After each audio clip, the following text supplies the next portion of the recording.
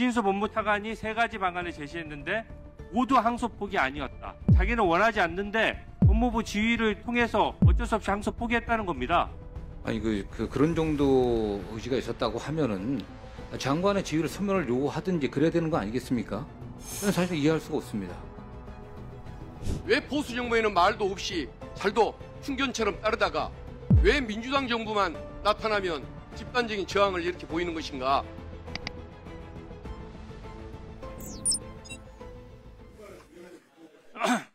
제가 법무부 장관님 또 차관 또 노만석 총장 대행 중앙지검장 얘기를 종합해 보니까 한마디로 보면은요.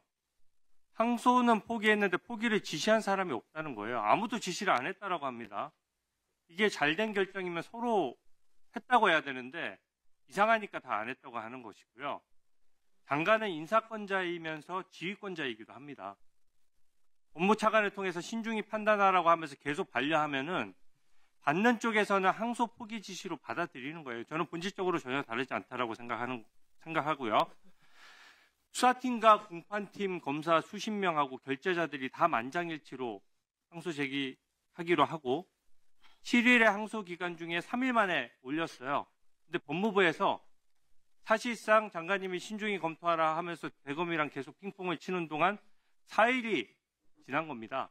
법무부 승인 못 받고 4일이 법무부에서 지고 있었던 거예요. 그러니까 승인을 안 해주다가 불과 마감 7분 전에 항소를 못하게 하니까 일선 검사들이 전부 다 반발을 하는 것이고요. 저는 이게 악의적인 꼼수였다라고 생각하고 이게 정말 문제가 없다면 중앙지검장하고 그 총장 대행을 수십 년씩 검사한 사람인데 왜 사표 냅니까? 사표 낼 이유가 없잖아요. 그리고 이진수 법무차관이 제가 오전에 확인해 보니까 노만석 총장 대행한테 자기가 전달을 하면서 장관님이 신중히 판단하라고 했다는 그 지시사항을 전달을 했는데 분명히 이것은 수사지휘는 아니라고 얘기를 했다는 거예요. 근데 이게 되게 역설적으로 두 명이 대화를 하다가 수사지휘냐 아니냐에 대한 언급이 나왔다는 것 자체가 그 상황이 매우 이상한 겁니다. 상대방이 대화하다가 노만석 대행이 당연히 수사지휘로 받아들일 것 같으니까 실컷 장관님 지시를 전달해놓고 나중에 문제될 것 같으니까 이제 덧붙여서 수사지휘는 사실은 아닙니다. 이렇게 덧붙이는 거거든요. 저는 이 부분이 수사지휘가 정말로 아니라면 그런 대화가 나올 리도 없는 거죠. 장관님 한번 확인해 볼게요. 지금 법무차관이 노만석 그 대행한테 장관님 지시사항을 전달한 것은 맞죠? 그죠? 제가 안에 전달한 건 맞잖아요. 아니, 예, 그렇습니다. 최초로 이 사건 판결 선고에 관련해서 이런 선고가 있었다는 보고는 11월 3일 월요일 날 아침에 받았습니다. 네, 좋습니다. 제가 그리고 좀 더 얘기하고 말씀드릴게요. 근데 전달을 했는데 이 김만배 사건 외에 또 이런 식으로 전달해서 항소 제기하라 말아라고 신중히 검토하라고 한 사건이 또 있습니까? 저는 뭐 그 이전에 매일 그 형사사건 보고받으면서 제가 페이스북에도 썼습니다.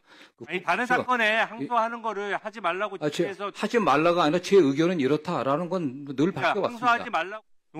노만석 대행 같은 경우에 뭐라고 얘기했냐면은 이진수 법무차관이 3가지 방안을 제시했는데 모두 항소 포기 아니었다. 거절하면 수사지휘가 잇따라올 것으로 우려해서 자기가 받아들였다. 이렇게 얘기를 한 거예요. 근데 검찰총장 대행이면요. 수십 년간 검사 생활 한 사람이고 또 이번 정부에서 중용된 사람입니다. 없는 말 지어낸 겁니까 이게? 저는 뭐 노만석 차장이 어떤 상황이 너무나 구체적으로 얘기를 했어요. 지금 그러니까 사의 표명을 한 거거든요.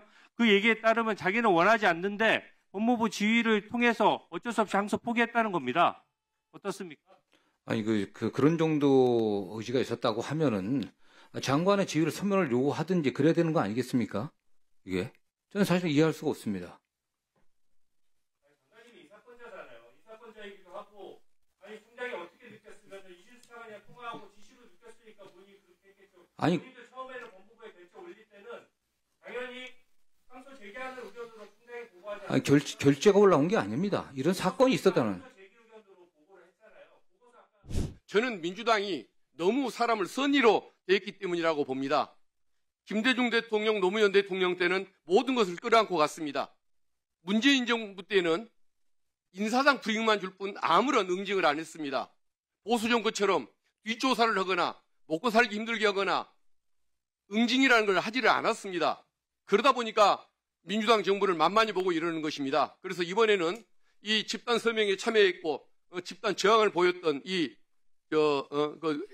책임 있는 검사들 여기에 대해서 인사조치만 할 것이 아니고 징계권도 발동을 하고 특히 사건 조작에 나서서 이런 무죄의 단초를 만들었던 조작 기소의 검사들에 대해서는 당장 수사의 대상으로 삼아서 처벌 대상으로 삼는 것 이게 필요하다고 보는데 장관님 생각 어떠십니까?